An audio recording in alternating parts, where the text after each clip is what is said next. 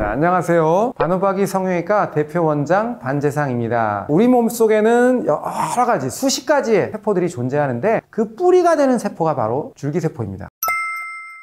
우리가 나이가 들면은 점점 텔로미어가 짧아지지 않습니까? 세포들이. 그러면서 세포 노화가 진행이 되는데 텔로미어가 짧아지지 않는 세포가 딱 두 가지가 있습니다. 우리 몸속에. 그게 뭘까요? 첫 번째가 뭐냐면 생식세포입니다.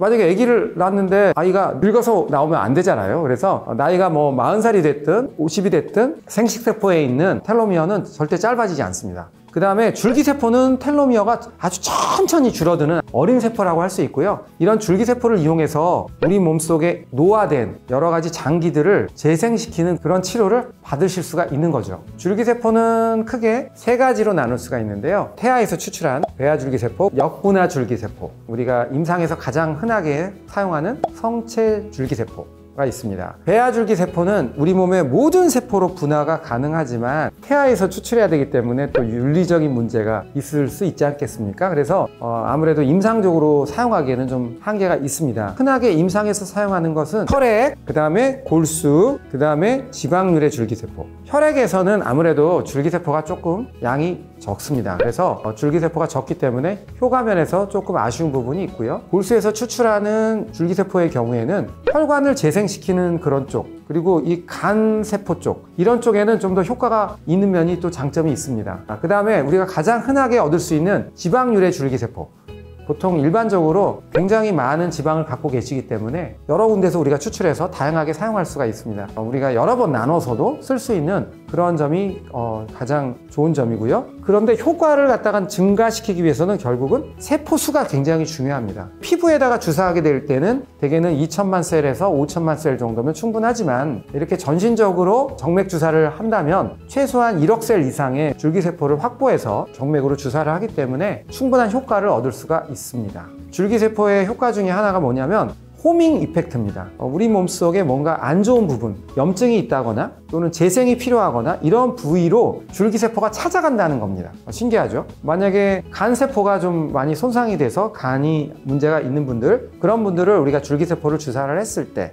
그 줄기세포가 간에 이렇게 모여 있는 것을 우리가 볼 수가 있는 거죠. 줄기세포는 굉장히 건강하고 어린 세포라고 말씀드렸지 않습니까? 결국은 우리가 노화된 기관을 찾아가서 그 기관을 재생시키는 그런 기능을 우리가 기대할 수 있고요. 가장 중요한 부분은 노화된 세포를 깨우는 겁니다. 우리가 세포끼리도 대화를 하게 되죠. 사람들은 이렇게 공동체 생활하면서 서로 얘기를 하는데 세포들도 얘기를 합니다. 그게 무슨 말이냐면 세포에서 분비되는 물질이 있고요. 이거를 우리가 사이토카인이나 케모카인이라고 말합니다. 이 노화된 세포들은 점점 이런 물질들을 분비를 잘 안 하죠. 그래서 주변의 세포들과 상호작용을 별로 안 하게 됩니다. 그런데 줄기세포는 케모카인이나 사이토카인을 풍부하게 분비하기 때문에 잠자고 있는 세포들을 깨우는 역할을 하게 되죠. 간세포가 기능이 떨어져 있으면 줄기세포가 가서 케모카인이라는 거를 분비하게 되고 노화된 간세포들을 좀 더 활성화시키는 그런 기능이 있습니다. 그래서 줄기세포는 엑소점이라고 하는 물질이 있는데요. 그 속에는 여러 가지 케모카인이 들어있다고 보시면 됩니다.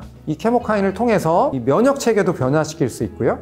줄기세포의 가장 또 중요한 역할 중에 하나는 면역 억제 반응입니다. 줄기세포는 우리가 면역을 올려주는 게 아니라 강력한 면역을 조절하는, 그러니까 면역을 오히려 억제시키는 그러한 반응을 하게 되죠. 따라서 알러지가 심한 분들은 면역이 굉장히 올라가 있지 않습니까? 올라가 있는 분들을 줄기세포를 치료를 하면은 이런 알러지들을 줄여줄 수 있는 그런 기능이 있고요. 그 다음에 암에 대해서는 굉장히 여러 가지 말이 있지만 암이 심하게 있는 분들 같은 경우는 아무래도 조직이 많이 파괴되어 있지 않습니까? 따라서 줄기세포가 암세포를 대항하고 이런 능력보다는 조직이 파괴되어 있을 때 우리 몸을 빨리 재생시키는 그런 기능을 도와주기 때문에 몸이 많이 약해져 있는 분들, 이런 분들한테 어느 정도 면역을 회복하고 기력을 회복하고 다시 재생시키고 이런데 줄기세포가 도움이 된다고 말씀드릴 수 있습니다. 특히 이 골수 줄기세포의 경우는 만성 간염이나 간 경화를 앓고 계신 분들 같은 경우는 줄기세포 치료를 받게 되면은 어느 정도 효과를 본다는 그런 보고가 있었고요. 줄기세포 치료 중에 가장 또 효과가 있는 것 중에 하나가 뭐냐면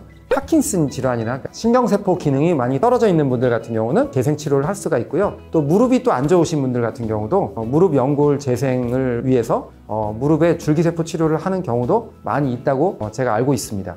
보통 이제 줄기세포 치료를 하게 되면 좀 피곤하실 수 있습니다. 몸이 좀 나른하고 피곤하다는 느낌을 받을 수 있지만 그 시기가 지나면서부터는 아무래도 컨디션도 좋아지고 평소보다 이 몸의 기능이 좋아지시는 것을 느낄 수가 있습니다. 줄기세포는 굉장히 다양한 용도로 사용하고 있습니다. 정맥 주사로 사용해서 전신 치료도 할 수 있고요. 또 피부에 주사를 해서 피부를 우리가 젊게 하는 그런 내용으로 사용할 수도 있고요. 또 관절에 주사를 해서 관절을 재생하는 그런 치료로도 할 수 있습니다. 피부에 관한 관련 내용은 성형외과 채널로 들어와서 시청이 가능하니 많이 구독하여 주시기 부탁드립니다. 이상 반호박이 성형외과 대표 원장 반재상이었습니다. 감사합니다.